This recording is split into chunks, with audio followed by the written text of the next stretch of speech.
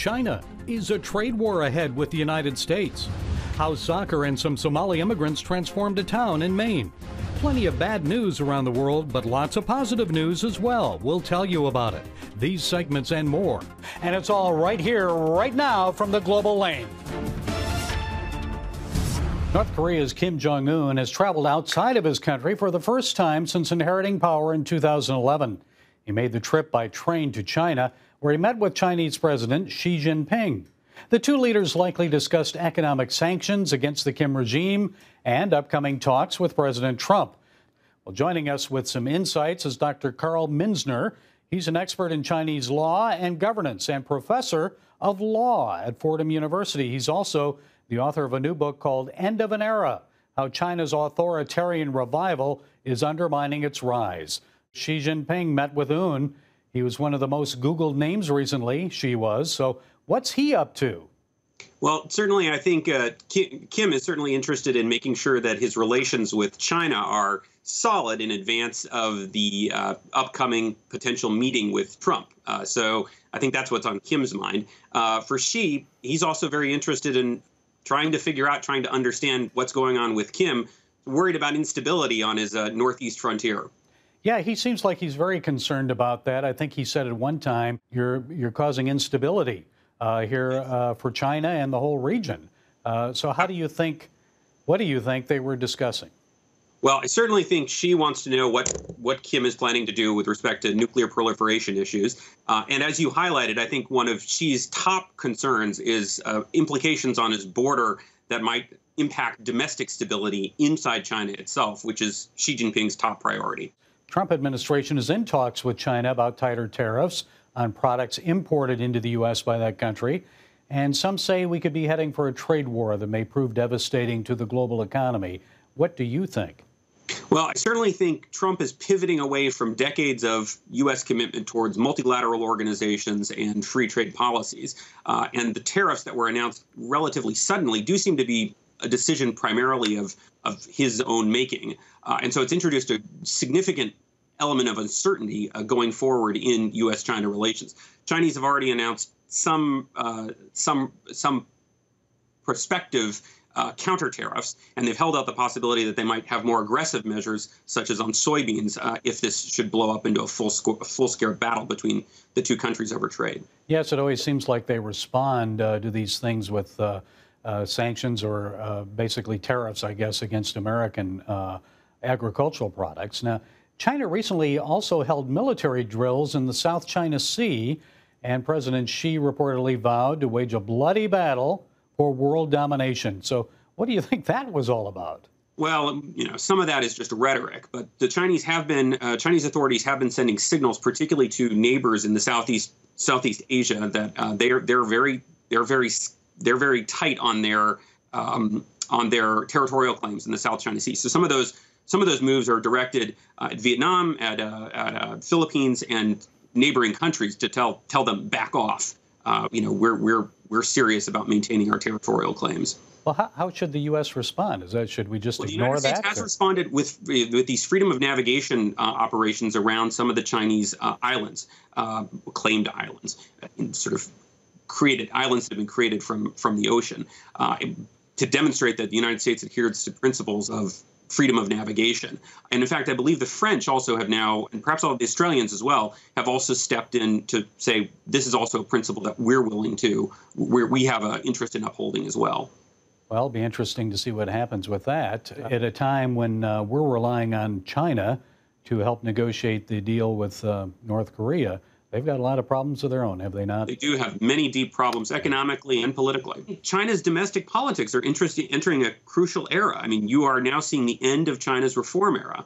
What we thought were Chinese politics from starting in 1978, this period that we think of the reform era, was marked by rapid economic growth, a certain degree of ideological openness to the outside, and relative political stability. China, which was a one-man state under Mao, essentially has now, in the 80s and 90s, became a one-party state, really where collective leadership was the norm. And what we've seen in the last 2 or 3 weeks is that's eroding. You're now seeing China begin to swing back towards a more personalized authoritarian regime that, in my view, is a lot less stable. And what do you think that means for the future then inside China? I worry that those risks of instability that you might start to see as those political norms that had built up in the 80s and 90s begin to erode. Some of the instability that existed in the 1960s and 70s comes back, where leadership decisions begin to reflect the will of an individual, where purges of people who fall on the wrong side of the top leader perhaps become more common. And so I really worry about what this means. I think in the short term, it's a more hardline authoritarian regime. In the longer term, I think it's potentially a more unstable one. So maybe another cultural revolution? Not in the short term, but you're starting to think along the lines that I'm worried about, and that has real implications for domestic politics in China. And I think for our viewers, it would mean real implications for the Christian population there. Absolutely. As we've seen crackdowns and so forth. I think state controls on religion are likely to be ramped up. I think you are entering an era. The 1970s and 80s saw the party back a little bit out of this realm of trying to govern people's personal lives. Religious belief, you had more flexibility to do what you wanted in private as long as you didn't try to organize publicly. And one of the things that's happening right now is Chinese leaders are really starting to take a much tighter look at religions, particularly the ones they regard as foreign. There's this very intense interest in Islam and some really draconian controls that have descended across Western China. And I think it's an open question as to whether some of those controls start to move into and or begin to be used against the Christian community as well. You've seen some suggestion of that in one particular eastern province, and it's probably a good idea to watch out to see whether that starts to spread more widely in China. As Americans talk of border walls and debate DACA and the appropriate response to illegal immigration, one town in Maine is sharing its story of transformation. Several years ago, residents of Lewiston resisted the settlement of Somali refugees into their town. The mayor even wrote letters to federal officials urging them to stop the migration. But the Somali immigrants were determined to win the hearts and minds of the locals. Their story is told in the book, One Goal, a Coach, a Team, and the Game That Brought a Divided Town Together. The author Amy Bass joins us now with more. Amy, thanks for joining us today. So why did you choose that title for your book? Well, I think it's a play on words, obviously, that they have one goal in terms of their futures. They have one goal in terms of winning a state championship soccer game, and they win by one goal. When did the refugees first come to Lewiston, and why did the townspeople react negatively? We're looking at one of the fastest, if not the fastest, migrations into a town of this size in modern American history. So tell us a little bit about this. Is it a small town, and how many Somalis were we talking about? So Lewiston is a city of about 36,000 people. It's a mill town. It was a thriving manufacturing center in Maine, as many New England cities on rivers were. And the bottom fell out of manufacturing. So like those other New England cities, there was an enormous economic downturn. This created a big vacancy that Somali migrants started to seek and fill. Lewiston had a vacancy rate. So over the course of a decade or so, between 6,000 and 7,000 African immigrants arrived in Lewiston. Wow. And I mean, what were the people afraid of? Were they afraid of them taking jobs, them just not knowing their culture, or what? I think that there's all of that. I think there's a culture shift. I think there was a racial shift in terms of the city's demographics, language, food. Yes, there is always that fear that someone is getting something that you're not. And learning how to be a community is hard work. It doesn't just naturally happen. Well, I understand the Somalis were determined to make it work. How did they bring unity to Lewiston? They're determined to make it work because, these are families that had to flee their country in a time of civil war and drought and famine. They lived and raised some of their children in the refugee camps in Kenya. And so keeping their family together and finding a safe place where things like education and work could be emphasized was the top priority system. So you have a determination of survival, and you have a determination of family, and you have a determination to belong somewhere. What should they know about the difference between refugees and illegal immigrants? There's a difference. Yes, refugees are they come through a federal system from the Commission of regarding refugees that the United Nations runs. The vetting process, which I outline in the book, is incredibly complex. What these families go through to get through this system and to another place, a safe place, it really has nothing to do with illegal immigration. This isn't the DACA question. This isn't an illegal immigration question. These folks have refugee status, and when they get here, lots of them, go through naturalization process. They're raising their kids here. Their kids are being born here. They're attending school. They're finding jobs, and they're making a home and a community for themselves. Yeah, there's really a problem there because many Americans kind of mix it all together, and they're two separate issues. So tell me, how did this heart change come about? Was it a gradual change? What brought it about?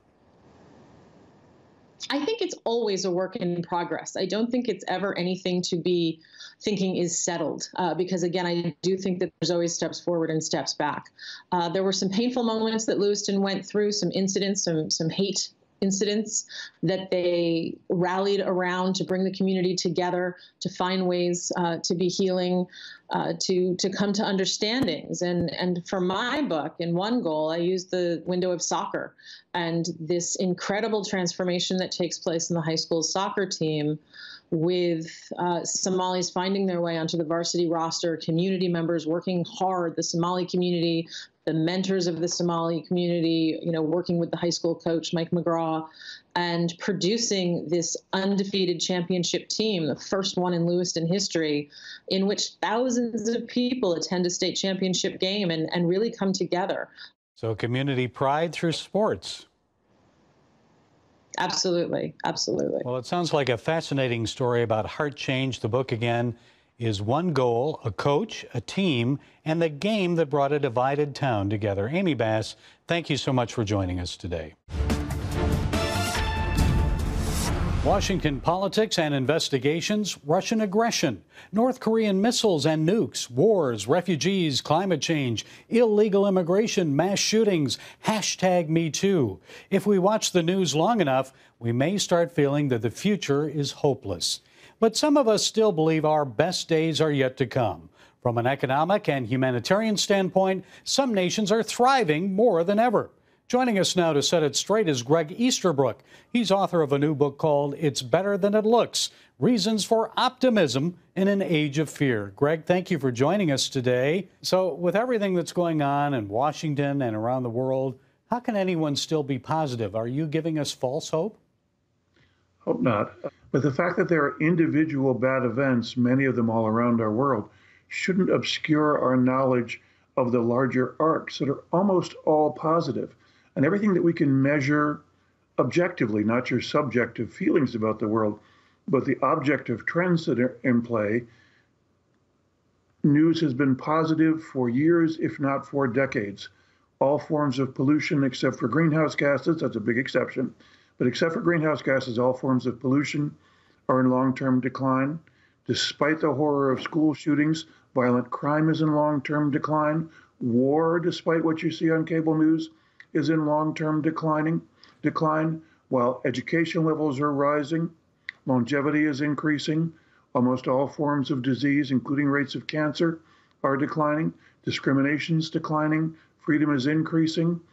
By just about everything that can be measured that's objective, life in the United States and Western Europe and in many other parts of the world gets steadily better. And on a grand scale, Greg, how long will this type of positivity last? How about other nations?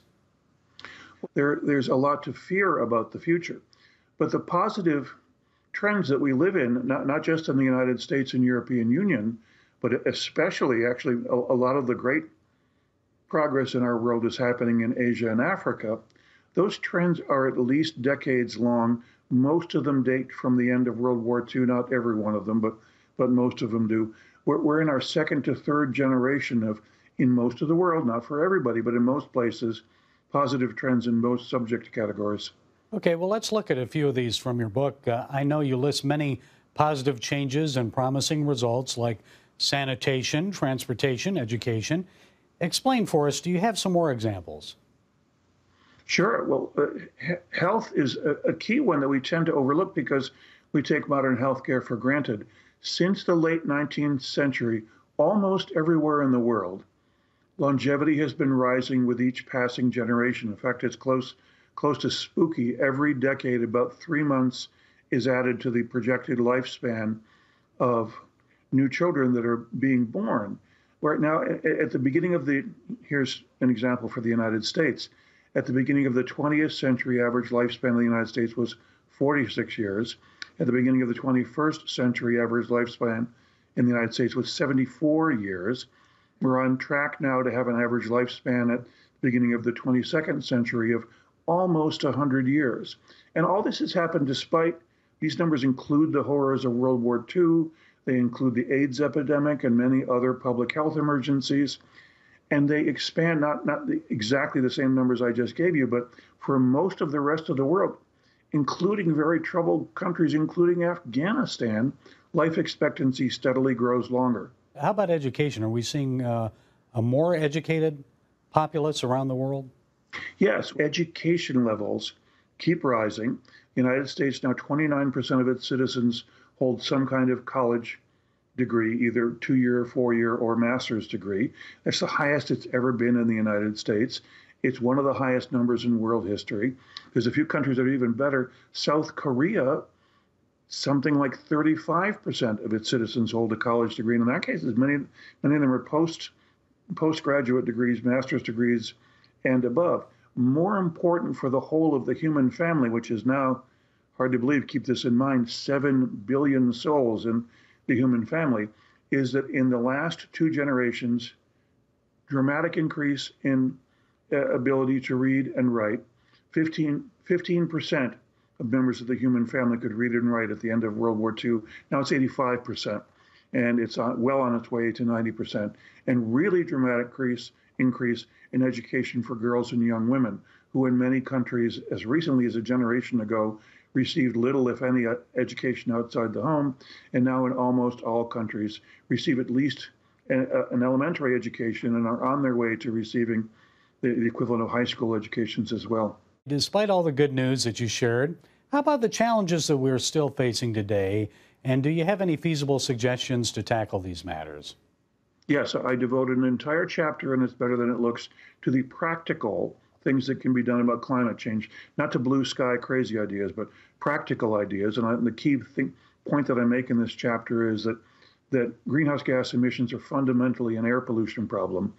And the 2 previous big air pollution problems, smog and acid rain, were both corrected much faster and much more cheaply than anyone expected. I think the same thing can be done with greenhouse gases, and I spell out a reform agenda, and it's better than it looks. Inequality, I have a chapter on that. I think that's a tougher nut to crack. I think there will probably never be a human society that's not unequal in some way, because we're all born with different abilities and talents. But I think we can fix the financial side of inequality so that people who didn't attend a college, and today right now about 40% of people who could be in college or could have been in college have had some college time. It'll probably never be 100%. So we have to change society in ways that if you didn't attend college, that in an ever more education-focused society, you can still find an important and satisfactory role. And I think that's actually a harder challenge than fixing climate change, but I think that can be fixed too. And I spell out a reform agenda for it in the book. Okay, I guess it's just a matter of how you look at it. Is a glass half full or half empty? So Greg Easterbrook, author of a new book called It's Better Than It Looks, Reasons for Optimism in an Age of Fear. Thanks so much for your insights today. Sure, happy to talk to you. As a senior international correspondent at CBN News, I've had the opportunity to encounter people from all over the world and right here in America. And many have shared their stories with me. Some of them came to America with nothing, but most have worked hard pursuing the American dream. And Jimmy O. Young was born and raised in Hong Kong, China. He came to America at a young age, and against all odds, he disappointed his Chinese parents by becoming a comedian and cast member of a popular HBO show. He's just written a new book called How to American. Jimmy, thanks so much for being with us today. So how long have you been a comedian, and what did your parents expect you to be? I've been a comedian for about 10 years now, and now an actor also. And my parents wanted me to go into finance, be a lawyer, something like a real job.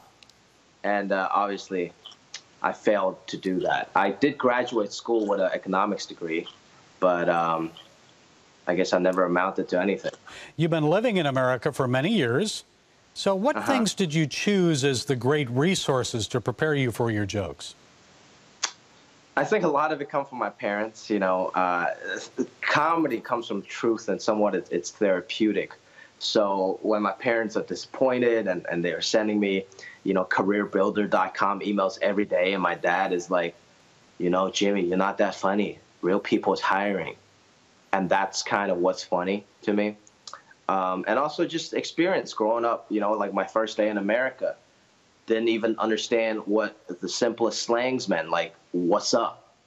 They didn't teach me what's up in Hong Kong, so I just looked up in the sky and I wasn't sure what was going on. So, what do you think of our current president?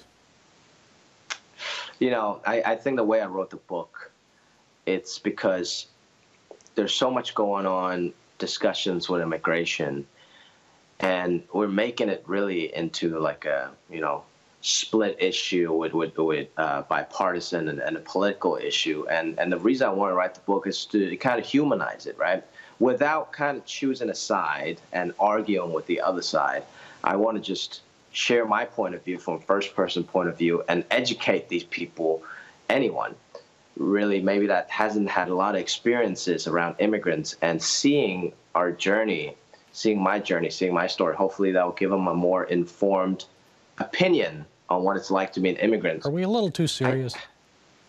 I do. I do think everybody takes things a little too seriously, and there's always a fine line before you say something that offends someone, which is hard for comedians now, because we're used to being the one that says and points out everything. So I think it's important to always be humorous, be entertaining outside of this, to give people, if anything, a distraction and an escape. There's still many great things about America, wouldn't you agree? Share some with us. Absolutely. I mean, this is still one of the most tolerant countries when it comes to ethnicities, one of the most understanding countries. When I went to Italy, I studied abroad there, I just walked by the street vendors, and everybody would just scream out different, Asian greetings to get my attention, like konnichiwa, kamsahamnida, ni hao. And I'm like, sir, how are you doing? Like, I'm speaking perfect English to them, and they'll still repeat themselves, like, oh, konnichiwa. I'm like, I'm not even Japanese, man. And they don't get it. They're not as politically correct as we are. At least, maybe some people aren't here, but at least we try. At least there's an awareness. And also, really, at the end of the day, this is still where the American dream comes true, where it's a country where I could be an immigrant that became a comedian that's on television now. I don't think I could do that in any other country. And Jimmy, what do you want people to get from your book? Well, I want to be relatable, to people that has immigrants that's going through the assimilation process, or has went through this assimilation process, or for anyone that grew up maybe with difficult parents that did something that against their parents' will to be who they are now. And also, I want people to just form an honest opinion by seeing my honest story of a first-person point of view of an immigrant journey in a humorous way, in a fun read. I'm not trying to force anything down your throat, but hopefully, through this fun, funny story, that people will be more understanding of what it feels like to be an immigrant assimilating into America. Well, we sure could use some fun reads of late. Jimmy O. Young, author of a new book called How to American. Thank you for being with us. Thank you very much. The Easter Bunny visited the White House this week, but it was President Trump who was hopping mad about DACA and immigration. As a caravan of 1,500 Hondurans wheeled through Mexico to the U.S. border, Mr. Trump urged Mexico to prevent them from crossing into the USA. And at the annual Easter egg roll, the president placed blame on Democrats in Congress for preventing an agreement on DACA. That's the government's deferred deportation program. It's for 700,000 children of illegal immigrants who arrived here prior to June 2007. The Democrats have really let them down. They've really let them down. They had this great opportunity. The Democrats have really let them down. It's a shame. And now people are taking advantage of DACA, and that's a shame. The president wanted a deal. He'd allow the DACA immigrants to stay in exchange for $25 billion in border wall funding. Congress only approved $1.5 billion. Also this week, the Justice Department announced new immigration case quotas to help speed up deportation decisions. Immigration judges must now clear 700 cases per year. In one case this week, a San Francisco judge freed illegal immigrant prisoner Fernando Carrillo. ICE officials arrested him last October for drunk driving. The judge said Carrillo should not be deported to Mexico because it's unsafe for him to return there. Unsafe for him to return there? How safe was it for San Jose motorists when intoxicated Carrillo got behind the wheel of a car? How safe will they be if he repeats his behavior? Here's what Carrillo said about ICE agents when he was released from federal custody. They don't care. They just do whatever, they've been told to do. And they don't have the human side. They don't think about the consequences in the families. Excuse me, Mr. Carrillo. They don't care about the consequences and the families. I think they care about U.S. citizens and their families and doing their job to enforce the law. Mr. Carrillo, how much did you show that you cared for your 5-year-old daughter and the families of other motorists when you drove drunk? And here's what Carrillo's wife said. I'm looking forward to shedding light on what is going on in our community. I think Fernando's firsthand experience is the only experience that we can use to make change in our communities. Ms. Barraza, the only change many American citizens want is to see for your husband to either get a good immigration attorney and make his stay here in the United States legal or go back to Mexico. That's it. If he is sent back, then you and your family can join him.